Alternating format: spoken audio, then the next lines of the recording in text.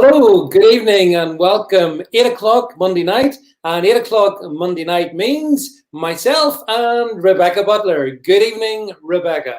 Good evening, everybody. Nice to see you. Hi, Jed, you're number 2 tonight. Lovely to see you all. Sorry I missed you last week, but I had an unexpected thing came up. So I'm really glad to be back. Thank you, David. No, well, it's a pleasure to have you back, Rebecca. And also thanks everybody for joining in your numbers. That's all good to see. So usual routine, suffice to say, if you're watching this on Periscope, send as many hearts as you can. If you can send a super heart, do that. If you're watching it on YouTube or Facebook, sit back and enjoy the stream. And hopefully we will have a troll-free evening. But if we do get any trolls, we've got a few moderators on. Oh gosh, did I say that? So chance your luck if you want trolls. We're waiting. So look, it's been, Rebecca, as is always the way, there's so much happens between our chats here. And oh yeah, Jed's pointing out, please remember to share. Jed, I always forget to say that actually. It's the most obvious. Thanks for reminding everyone. Share this when you tweet it out, retweet it, get them on. So much happens, Rebecca, in the space of a week, 2 weeks, even in the space of a couple of days. So the thing that is all pervasive at the moment, and we can't get away from it, let's face it, is COVID and all matters COVID, really. And I guess there's one story I wanted to sort of start off talking to you about. I think Jed will be joining. So I know Jed's got his own fan club here. So Jed will be appearing on this one in due course. But this is the story that was being thrown about in the media at the weekend, namely that as part of the wargaming for if there is a second wave, and I know, Rebecca, you've got views on that, if there's a second wave or more spikes, then one of the things that was being contemplated apparently was locking down those who are over 50. And that was, to my mind, possibly one of the most lunatic ideas I've heard in quite a while, which is impressive, given some of the other things that we hear. But, where do you even start with this one? Number one, of course, I don't think the government necessarily is planning to do it. Let's be clear. I don't think so. But I think it's the sort of thing that could be talked about. We've seen a lockdown in the northwest of England of some 4.7 million people, just generic across the range. And the idea here is that if you lock down the 50-plus-year-olds who are the most vulnerable, apparently, then you don't have to lock down the younger people. So, Rebecca, I know you're not in that age group, obviously, but I sadly am. And so, what was your thoughts on the story? What do you think about it? Well, my starting point is that I completely disagree with any notion that this is second wave, second spike.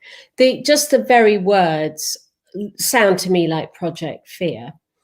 And so if you look at the world data, and this is a global pandemic, you have to remember that nowhere near enough people have caught this infection yet. We are miles and miles and miles off the epidemic even beginning to peak out. So the epidemic curves are still rising. So I maintain we're still on the left-hand side of the graph.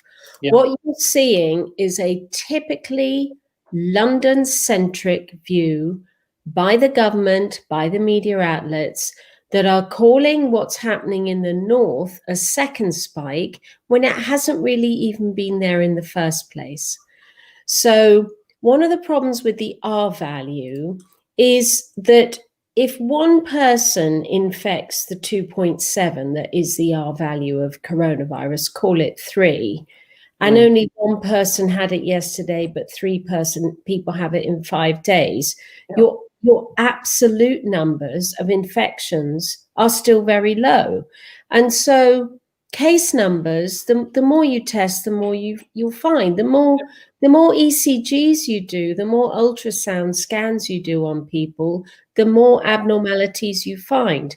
Yep. The fact that they don't wipe you out is the more important point. So what you have to look at is the number of hospital admissions. That is the really key number for coronavirus, because healthy people like you and me are put in hospital by coronavirus. Not many die, but many are put into hospital. And that is the key figure in this. And the numbers in the whole of the Northwest of increased admissions to hospital was less than 15. And on the basis of that, I do think this is wrong. And I think they shouldn't have done it on effectively Christmas Eve for the massive Muslim population up there.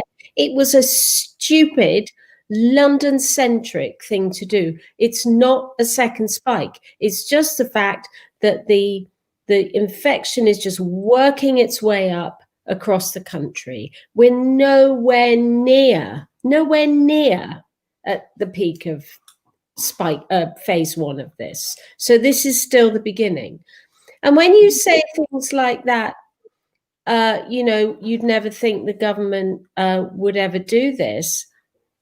I would have said the same about lockdown, and I would have said the same about wearing masks, and I would have said the same about allowing the police to go around and put people's barbecues out. I would have said that 6 months ago about all of the things that we have now normalized with the coronavirus narrative. So could they do it? Yeah, they could.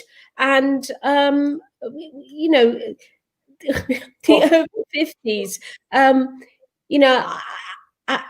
who do they think are the people who are the most economically productive in this country? Who are the business owners? Who are the company directors? Who are the employers? Who are the senior people in this country? It's the over 50s, for God's sake.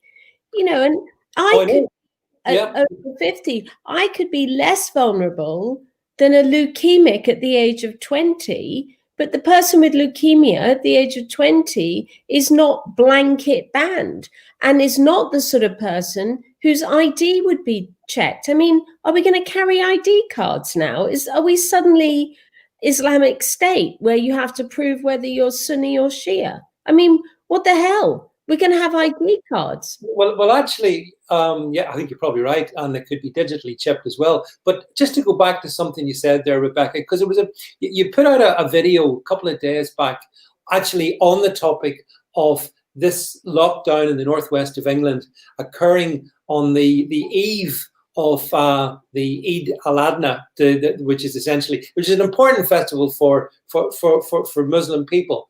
And I thought your video was very good because you picked up a secondary point. Number one, folks, and all of you watching this, I'm sure that announcement by the government really did irritate and annoy Muslim people.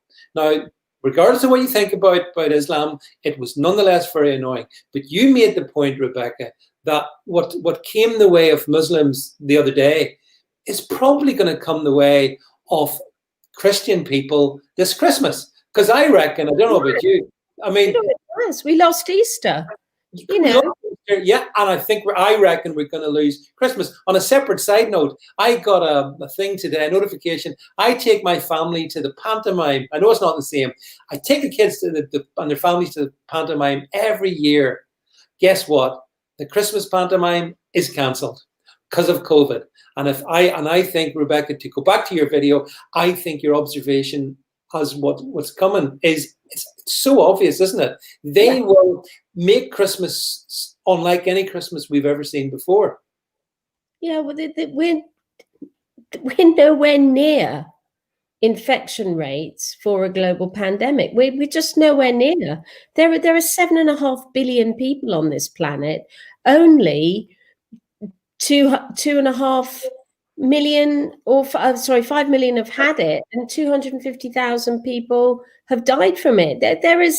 We've got to get up to about 7 million deaths before we even begin to look at the top of the epidemic curve. The numbers just don't stack up yet. We're not there. We're nowhere near there.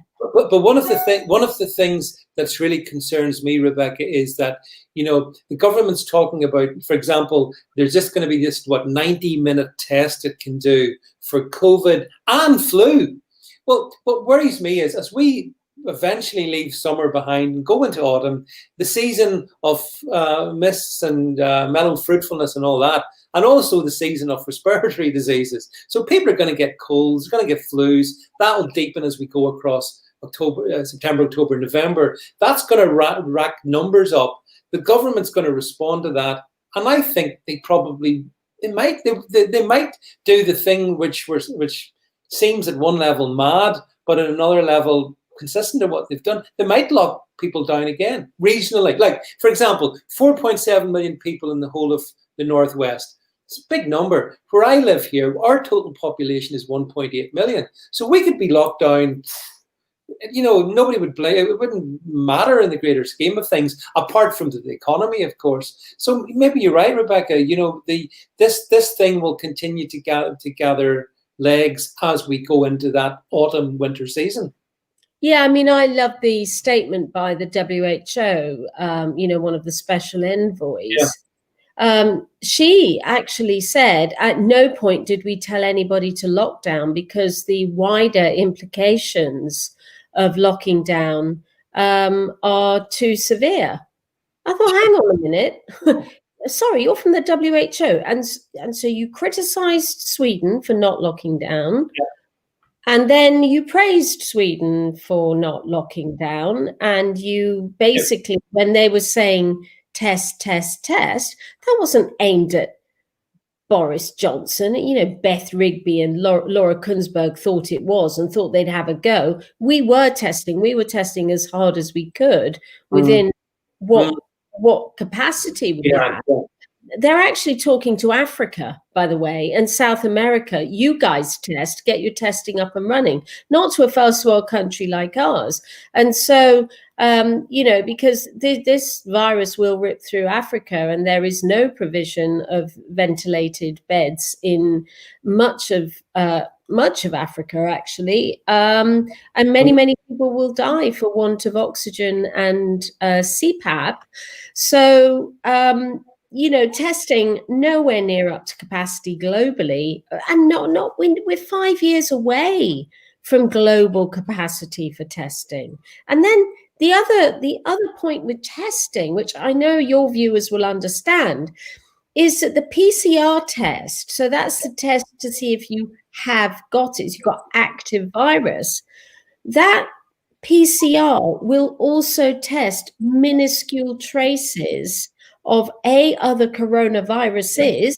And if say you live in a household or a care home and one person has coronavirus, COVID-19 in that care home, it's quite likely that if you test everybody, the PCR test will come up as positive for CV-19, because they're only testing for a minuscule particle of genetic material. So, okay, the testing is good, all right? And test and trace and isolate is a good thing to do.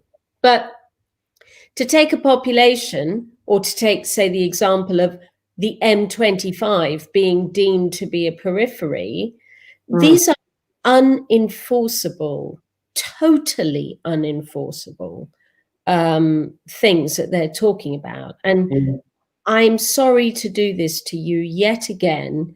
This is what happens if you have 29-year-olds telling the government what to do. They are clueless, these SPADs are. And, you know, go and think up a plan. Well, I'll tell you what, if you put 50-year-olds plus away, we're effectively putting sort of 35% of the population away. Yeah. We put 50 pluses away. So that's a good way, isn't it? Because it doesn't work regionally, because actually we might begin to look a bit racist if we start talking about northern towns. Yeah. And there was plenty of dialogue last week on Twitter, people saying it's no coincidence that a lot of the northern towns are known for their heavy Muslim populations. But actually, I'm afraid that's not fair, because actually the Muslim population is the worst at coping with this virus. And, you know, it's very easy to point the finger, but we shouldn't do that. But because the government was watching this narrative on Twitter about, oh yeah, what have they got in common? They're grooming gangs and higher incidence of cases, you know, oh, it's all Muslims. But actually that's not the way to deal with this. That is not the way to deal with this at all. And so the Spats did a bit of a panic station and made these totally unenforceable wargaming, as they call it. You know, it's just mindlessly stupid. And these people are paid a lot of money to be mindlessly stupid. Well, they are. I mean, being a SPAD is very, very lucrative.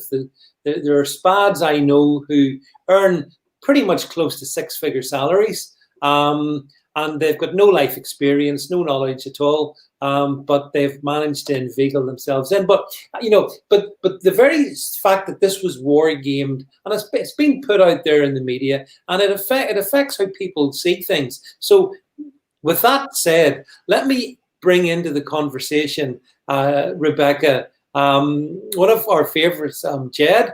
Jed, you're just coming to the stream now, and welcome to the stream, Jed. Can you hear me okay? Yes, I can. Good evening, both of you. First time, Rebecca. A long time in coming. Hi. Well, Jed, it's good to see you on the stream, Jed, and thanks, of course, for your continued support. But I know that from Twitter as well, just reference back to what Rebecca said, I know that you weren't very impressed with the suggestion that the 50-plus age cohort could be locked down again. I mean, talk us through your thinking and your response to that bright suggestion. Well, when I first heard it, and obviously I was DMing you, David, actually, and I was absolutely livid because I've just spent, best part of 4 months unable to work. And the moment I'm able to work and I actually start, then they're saying, well, 50 plus, we're going to lock you down again. Now, you know, for the first 4 months, I was very fortunate. I must admit, I am fortunate. I was living on my savings.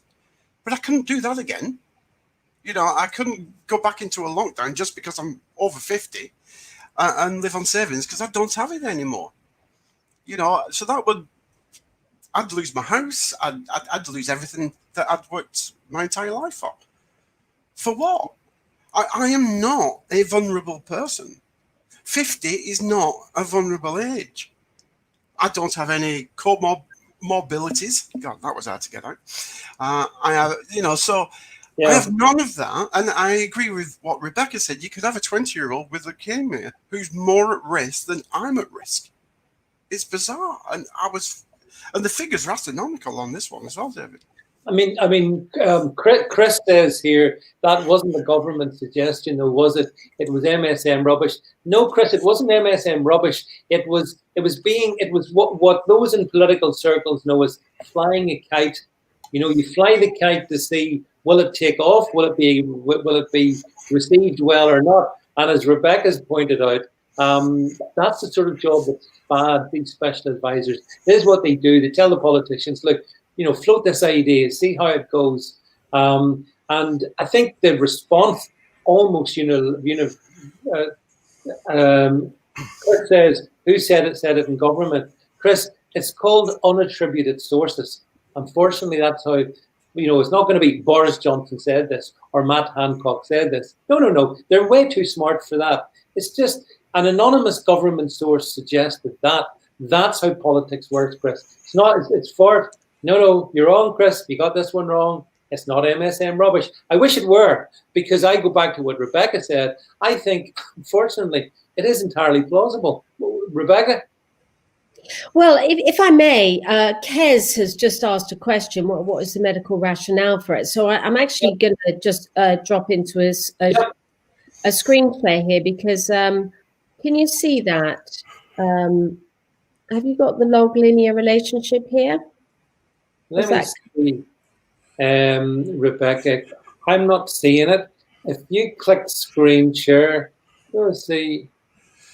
Let's see. No, I can't. Hang on, okay, here we go. How about this? Yes. Got that? Hang on, Rebecca. There you go. Okay. Have you got that? See that? Yeah. Okay, good. So this is the logarithmic linear relationship between age and IFR. And IFR is the infection fatality rate.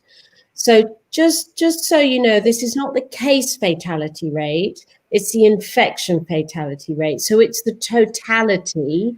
It's not if you work out the case fatality rate, you are then wholly reliant on how many cases you test for. Okay, so this is confirmed infection rate rather than case fatality rate. So I'm just pointing out that this is the more accurate way of measuring how lethal a bug is. So on this, you can see that it's no surprise that within that confidence interval of -5% to -2.5%, which is really low at 35, by the time you get to 50, you're looking at 0.125% fatality rate. And then, no surprise, it goes up to a very high, over 5% if you're 95. But this is another number that you should look at. So have you got annual risk of death by age and sex in the UK? Have you got a new screen now? Not yet. Okay, let's see, maybe. You probably need to. This is high technology, Rebecca, the screen sharing. This is, so bear with us, folks, as we get. I'm coming back now. This one is annual risk of death by age and sex in the UK. There you go. Yeah. Yeah. So guess what? After your first year in life, when it's very high, when you get to about 5, you're at your lowest risk of death. And isn't it remarkable? This is all deaths in the UK. Isn't it remarkable that this graph bears a striking similarity to the infection fatality rate of COVID-19? Now, if I put up on this graph, by the way, the annual risk of death by age and sex in the UK, and I looked at falls. So falls in the house or falls that turn up A&E, you would find that graph looks exactly the same. Because the older you are, the more likely you are to die anyway. So if you get flu, it will look like this. If you have a car accident, it will look like this. And this is all about frailty, and it's all about how prone somebody is to dying from anything. And COVID is no different. It is exactly the same risk of death, looks exactly the same as what your baseline risk of death is anyway. And so really, you know, if you're 50, your risk of death is very, very low, okay? But very, very low, doubled, is very, very low. And they reckon that COVID, if you get it in its symptomatic form, your risk of dying is double what it would be anyway. So my risk of dying this year is very low. If I got COVID, it would be 2 times very low. And that's the same for everybody. And that's in the most severe version, the one that puts you into hospital. Now I'm not talking about the asymptomatic people, and now the other people who never got the cough, the cold, the fevers, the huge spectrum of symptoms you can get for this disease. Those who know they've got it, it simply doubles your risk. And if your risk is low, it's double low. So well, I'm sorry, just for one more. I think I did see in Scotland, the average death rate from COVID is 81 years. Meanwhile, the average life expectancy in Scotland is 80 years. So it does speak to the fact that fundamentally this this illness, this disease, this terrible global pandemic is very much focused at the very upper age end of the age spectrum, So therefore, the logic of locking down 50 plus, it just doesn't make sense at all. And the fact that it causes people like Jed, and I see other people here in the stream, anxiety, not least from a financial point of view, and being able to look after themselves. I think it speaks, Rebecca, again to the total annoyance caused by these amateurs that sit behind the corridors of power, pulling the strings. I think they've hunkered down, you see, because, as they say, 52.83% of statistics are made up. So what they've done is they've hunkered down to the narrative. And so that happened in March. So Boris Johnson never in February looked like he was going to be locking us down. It looked like we were going to be a Sweden type approach. Yep. But they set forward on the narrative of lockdown on March the 23rd, and proper debate has been scuppered. And the mainstream media, which we all think is crap, and we're right, plus the opposition have only been inquiring about the current narrative. You have not been allowed to make an inquiry or drill down into the alternative narrative, because the alternative narrative gets you shut down. So if I said something now, this YouTube would be taken down if I criticize the narrative. But what I'm saying is that political reputations, bad reputations, journalist reputations, the lobby reputations, they all rely on one line of propaganda, which is why the mainstream media could only ask about testing, because they didn't ask outside the narrative. They didn't ask the question, should we be doing this at all? And that's not. Well, I think, Jed, I'm sure you'd agree with Rebecca that the questioning of the media, actually from February, March, right the way through, has been atrocious. And actually, all they've done is, in my view, Jed, they've sustained this one-sided narrative when we all know that there are many other things that need to be discussed and aren't. Well, they have, but I see it slightly different. I don't disagree, but I see it from a different angle. Because when this first started, if we remember that far back, we had, the rumours that we were going to go for herd immunity, which I think was the only way to go. Get everybody infected, get it out your system, so to speak, or in your system, and crack on. But the politicians then got led by the media, and since then they've been led by the media, and it's the media driving the narrative and driving the policy. And when, as we talk now tonight about over 50s, I'm looking at the figure here for the UK population, and I can share my screen if necessary, David. Yeah, put it up, Jed. We're high tech tonight. It's going to be screen sharing. Everybody watching, just brace yourself, because we've got more screen sharing. But this is the wonders of StreamYard, folks. It's brilliant. It's absolutely right. Okay. Jed's got something to share. I'm just going to bring it up right now, Jed. So if you look at this is from the ONS. So if we now include 50 and above, bear in mind we'd already got, 70, 75s and above, we're actually talking 24.8 million people. That's 37.3% of the population. Yeah. Now, so you go, well, okay, that's only 28 million and there's 66.4 million. But actually, if I just clear that down and we take those of working age, so let's go from 49 through to 16. Oh, I've gone to 10 there, 16. There we are. We're looking at only 29 million people that would theoretically be in the workforce. But those 29 million people, not every single one of them will be in work. we've actually got more people out of work if he goes for 50 and above than we'll ever have in work. And I've got the figure in my notebook here. If we take 29 million that's in work, out of work, counting those from 0 to 15 and 50 through to 90 plus, we're talking 37.4 million people not in the workforce. That's over 50% of the workforce. That only leaves 29 million to work.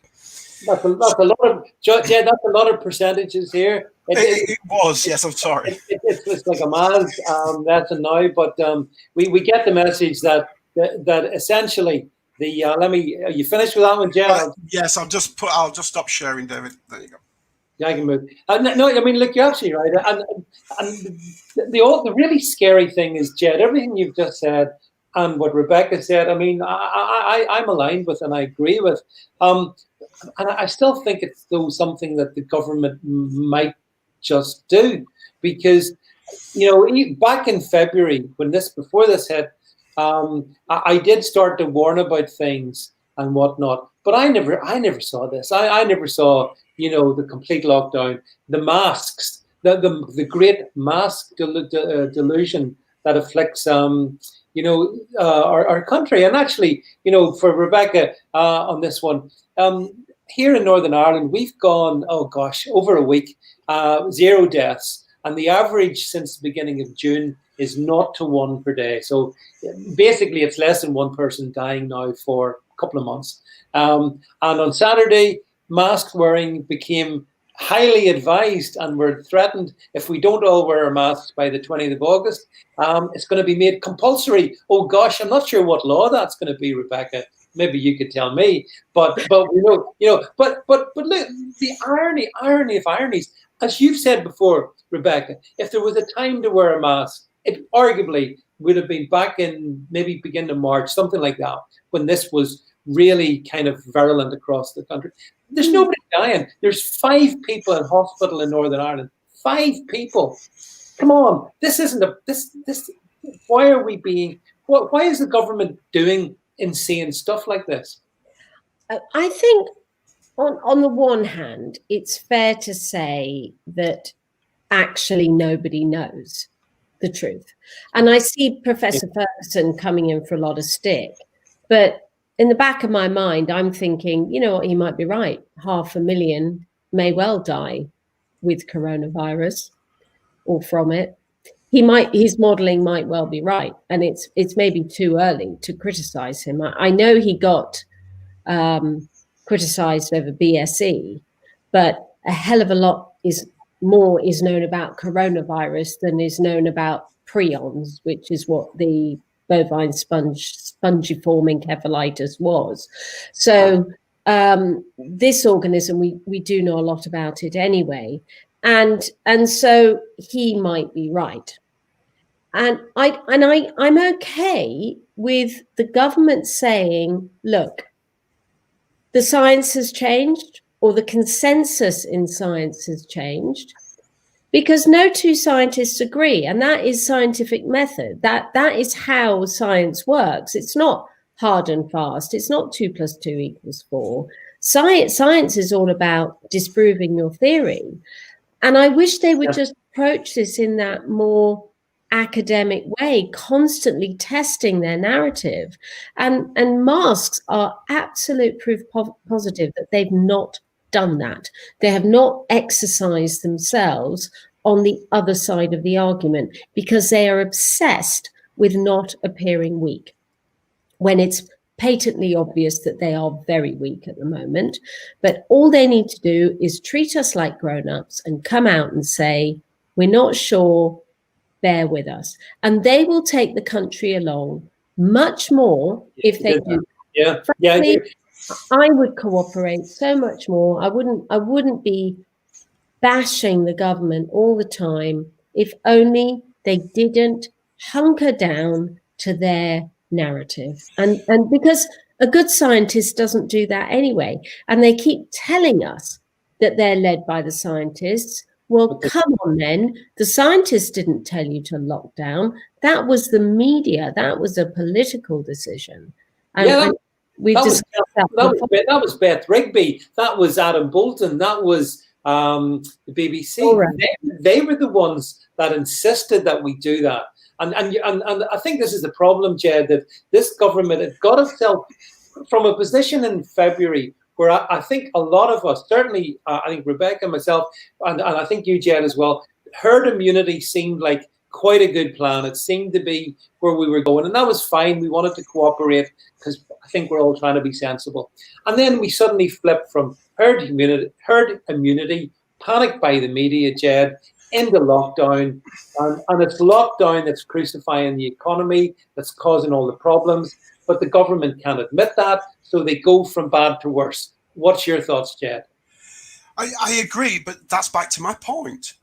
They're not being led by the science, because if they were, they would tell us what the science is. And I agree, perhaps they're going, well, I've got some science that says one thing and some science that says another. I can't tell the public that, because if I tell the public that, the media will slaughter me for it, because they'll say I'm indecisive. So I can't win. So what I will do is go with the worst case scenario, which is lockdown, let's go into another lockdown, etc., etc. I'll stay with that, because if that is wrong, I can still say I went with the science, and the media can't come back at me. So I'm back to my same point, being controlled by the media. The science isn't there. And Rebecca used the word consensus. Consensus tends to suggest, and please, is suggesting that most people or most scientists think that this is the right answer. But actually, as we're finding out now, we're 50-50 split with the science. But if you go with the alternative narrative, then you get censored. Well, you get censored on social media. I don't know if you saw a comment made by Michael Gove's wife on social media, Rebecca, Sarah Vine, and she made a very sensible comment that she's over 50. She'll take her chances. We're off. We look at we're all able to decide, well, am I going to run and hide behind my front door, or am I going to go and have my life? And we'll take our chances. And of course, she was crucified for saying that. But I felt she was absolutely right to say that.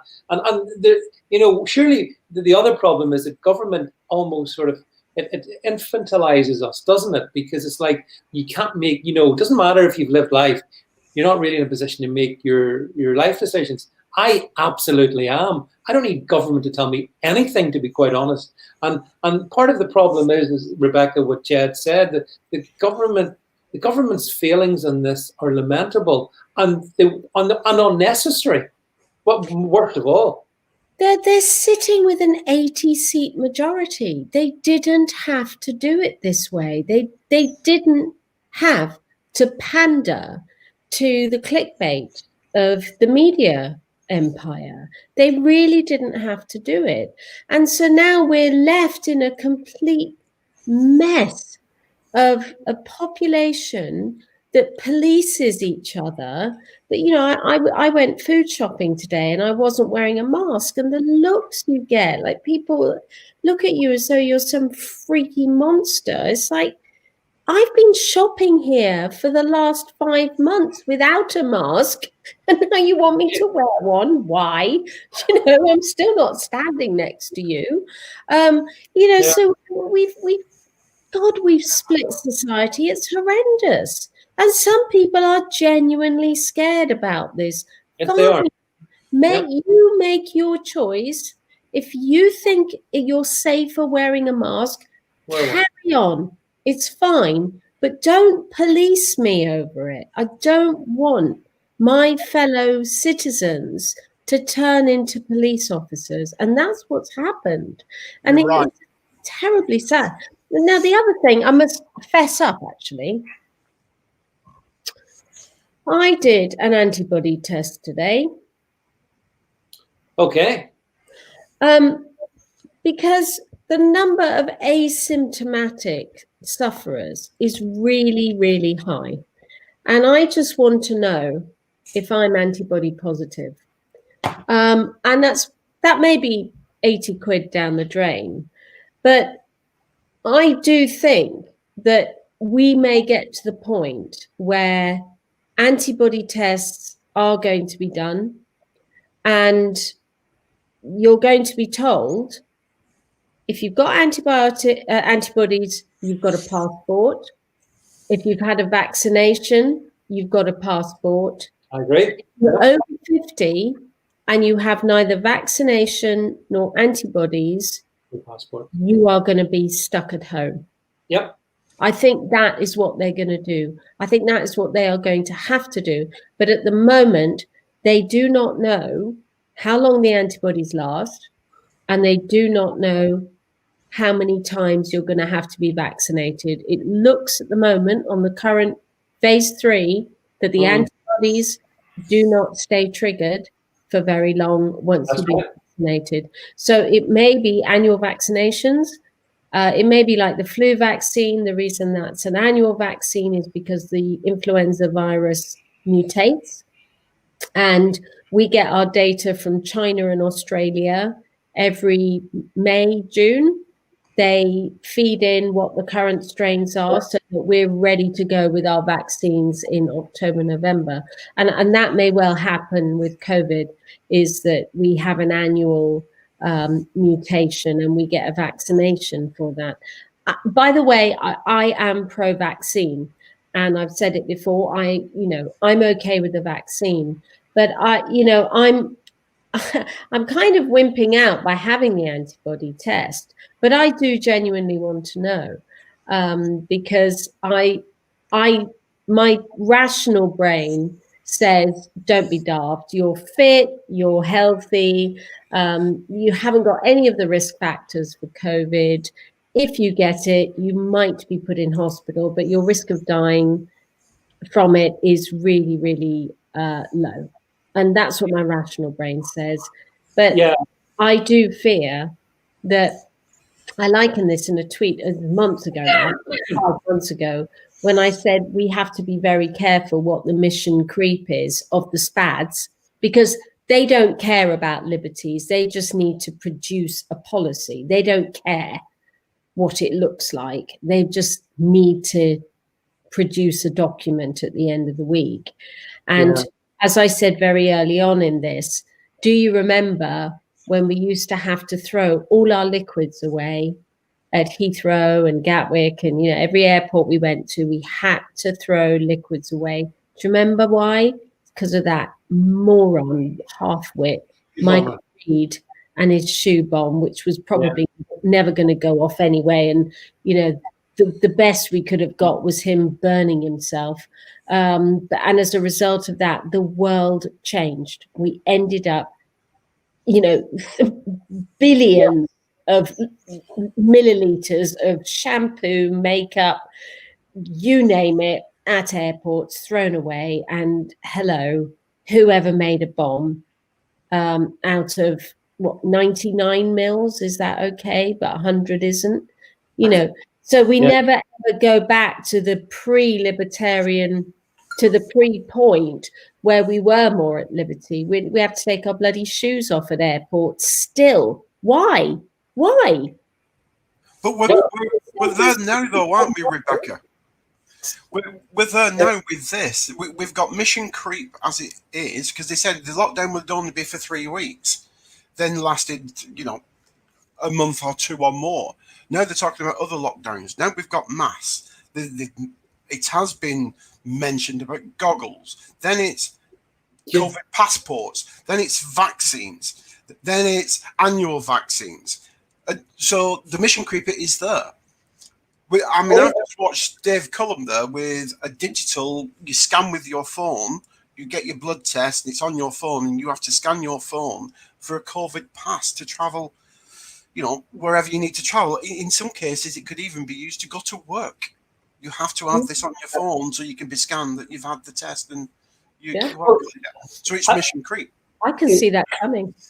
I can see that. In fact, I think that's one of not exactly end game, but I think that could happen. I think that we're being bullied and beaten over the head through lockdown, through masks, and then after a few months of that, and I mean, I will not wear a mask unless I have to. I've rejected, but I think there'll be some circumstances. If I want to get on an aircraft, Rebecca, I'm going to have to put a mask on. I don't have a choice. If I want to go and see a dentist, I might have to put it. There are certain circumstances where life becomes so miserable, and then the government rocks up with the panacea: just take the vax, and you're okay. And where I disagree with you, I have no problem with vaccinations. Very good idea for many things, and let's be clear in that. But on this one, I think I'd want Matt Hancock to take the vax before me. I'd like to make sure Matt's going to be okay before I tootle along to get one put in me, because I do have great concerns about the speed at which this is happening. And Rebecca, to your point, Bill Gates has said in his view that because of the antibody issues and whatnot, you might need to get a couple of them per year. So, I mean, that's a very good financial model, by the way, for whoever's doing that. But so I see, it's good that we say these things publicly now, because at least we leave a record. So in 6 months' time or a year's time, when it's happened, we can at least say, folks, the mainstream media wouldn't talk about these things in a sensible way, but we did. We have, and we flagged it up as being more than a possibility, but perhaps a probability. But we've normalized so much of the language around the coronavirus, and very similar to where we were in 2003 with Bush and Blair, with their testosterone pumping, talking about WMD, and we became so normalized to the fact that Saddam Hussein was the axis of evil. Iraq was, Iraq, this very advanced society, very strong security, very strong social structure. Yes, there were problems. Yes, he was a dictator. Yes, he wasn't very nice to Shias, but we got fed the narrative, and we were helpless. I mean, elections every 5 years don't protect you from people like Tony Blair sending the troops into Iraq. So we normalized the narrative of Saddam Hussein, and look what happened. Talk about axis of evil. Iraq is Islamic State. They will kill anybody. They execute people on a whim. So is Iraq any better now? No, it's not. What is the post-COVID going to look like? It's comparable to how you normalize the narrative on everything. We're without any power on this, by the way. We've got no control over it. So this is my point. What is the end game? Because we've now been pushed along, and you've just said it, we've been normalized into lockdown, we've been normalized into masks, we're going to get normalized into vaccines. What is the end game? We're already, Becky Forrell brought up a good point, a cashless society. And they wanted a cashless society. We've now got bakers being fired because they've taken cash and not taken a card payment. Yeah, they wanted to get rid of cash because cash costs money. And if I've got cash, you don't know where I'm spending it and what I'm spending it on. But if I got a card, you know exactly where I am, what I spent, what I bought. So we've been normalized. So what is the end game? Is the end game control? Control by who? Or is it to make billions of dollars on a vaccine? And this is how we get to the vaccine. I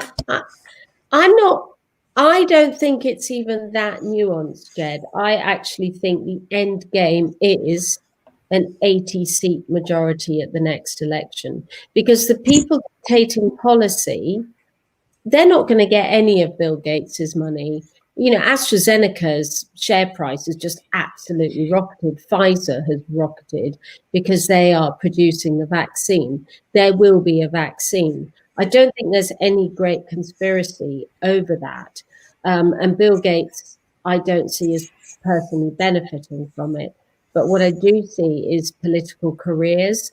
I do see people who are 26 at the moment. They came out of Oxbridge. They think they're know-it-alls, or they are know-it-alls in their own minds. They want parliamentary seats. I just see this as political gameplay. You look at France, exactly the same thing is happening in France. Macron has plummeted in the polls. I mean, he was pretty low anyway. He's more worried about the next election than death rates, infection fatality rates. They've gone with a narrative. Italy was showing pictures of people dying, morgues couldn't cope. In fact, and they were saying the Italian health system was excellent. I was the one saying, no, it's not, it's crap. The Italian health system is not a good one. It's the British health service is a very good one at the clinical level. So, you know, all the scaring and all the propaganda was all about governments not wanting those images because they can't control the press. They don't want those images on your television sets. So, you know, I see the end game is very, very simple. It's individual careers, it's individuals' reputations and credibility at Downing Street. Why else? Why else would you allow, you know, a situation? Okay, here's a really simple one, and the working mums amongst the viewers will agree with me here. Who else but a 25-year-old would think of a policy that working from home worked with shutting nurseries? Has anybody ever tried to do a job with a 2-year-old at their side? And that's what mothers had to cope with in the pandemic. That's very true. That is a classic example of people who are so out of touch, they are so arrogant, and they are so unworldly that they actually don't know what they're doing, but they produced a policy. Tick. Walk away with your £120,000. Well done. You'll get a peerage when you're 40, love. That's what it is. And actually, just on that one, I mean, because I wanted to make sure we just talk about this before we finish. Today, because it kind of follows sequentially. Today sees the Eat Out. What is it? I can't remember. Hashtag Eat Out and Save Money or whatever it is. Scheme, which whereby I'm not sure if the intricacies of this, but apparently you go out and you get half price up to £10. Whatever. What it actually means is apparently someone told me it means you can get 20 pieces of a Kentucky fried chicken, a delicious bucket of that for, I don't know, something like 50p or something like that. Their McDonald's prices have been slashed. So Rebecca and Jed, I just wanted to get you've taken this. So I'm thinking, so we're fighting obesity because Boris came out and told us this the other week. We've all literally got to get on our electric bike. And at the same time, we're going to be able to eat out and have as much Kentucky and McDonald's and all the rest of it as possible. Is that a coherent policy? Rebecca, first. No, it's ludicrous. You can mainline McDonald's Monday, Tuesday, Wednesday, but the rest of the week, just eat crap from Iceland. Sorry, Iceland. You know, and this whole narrative around, you know, poverty and obesity, it is linked. And you know why? It's because poor people are the ones who suffer the worst education, and education in this country is so poor on home economics, cooking. You know, you're taught how to bake frickin' fairy cakes. You're not taught how to make a nice vegetarian meal. And that actually, by the way, is nobody challenging feminist propaganda. You know, why are you teaching girls home economics? Why is that a girls' subject? So they stopped it. Instead of saying, actually, everybody should study home economics. It's not just a girls' subject. A place in the kitchen is for boys and girls. It's not a feminine thing. By the way, all of the best chefs are men. By the way, men are very good at cooking. It should be seen as something that has no gender divide. But consequently, they just throw their hands up and say, we don't know what to do. You know, so you don't know upset the feminists because that's the propaganda at the time. This is just crap. You should cut the price of vegetables, eat British, don't import crap from other countries, eat British food, teach people to cook their own food. Don't give them £10 off. Buy them a cookery book. Here's how to do it. Give them Jamie's 15-minute meals. It's an excellent. Well, Jed, will you be going down to Kentucky to get your 20 pieces of chicken for 50p? Certainly not, David. I've been to Kentucky once in my life, and I won't go again. I think the only thing I ever get from McDonald's is a milkshake, and that's once in a blue moon. But I agree. I started cooking with Jamie's 15-minute meals, his book. I bought his book, and I go through phases of loving cooking and then not loving cooking. But when I love it, I follow Jamie's because it's dead easy. But this policy, I think actually it's falling out of the same tree. We now have control. We don't have scrutiny. We don't have Parliament in properly. Now actually Parliament has broken up for recess. So what we can do is go, well, we'll spend $2 billion on bikes for those bike Nazis that go around thinking they own the road and they don't follow the rules. And you fatties, what we have to do is stop you being fatty. So we'll give you £10 off Monday, Tuesday and Wednesday for your meals. Oh, that doesn't work, does it? Oh, I mentioned that first. Again, it's nonsense. It's absolute nonsense. It's the fundamental incoherence that is at the heart of government. But actually, Jed, you touched on a point, Rebecca.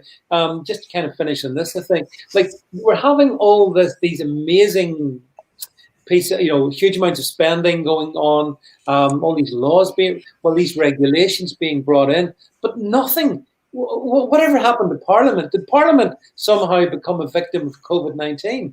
Because Parliament voted for the Iraq War, don't forget. The front benchers at the time, Mo Molam, Robin Cook, remember them? Remember how they got pilloried in the press for actually saying no, how they resigned from the Tony Blair's front bench? Parliament voted it in, for God's sake. So, honestly, politicians and journalists are downright stupid. They are stupid people. Real people do real jobs. Boris Johnson's brother gets a peerage. Why? Because he did 8 years public service. I've done a whole career of public service. I've been a nurse and then a legal aid barrister. Is somebody going to make me a baroness? No, they're not. It's all political rubbish. Honestly, I'm so angry about this narrative. I did 22 years as a soldier, Rebecca. Should I not get a peerage? I knight thee, Jed. Thank you very much. You're welcome. Rise the Jed.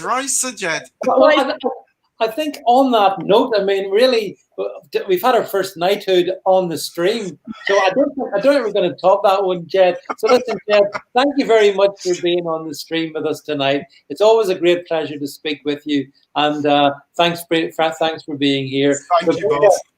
Rebecca, always a pleasure to see you as well. So thanks for being here tonight.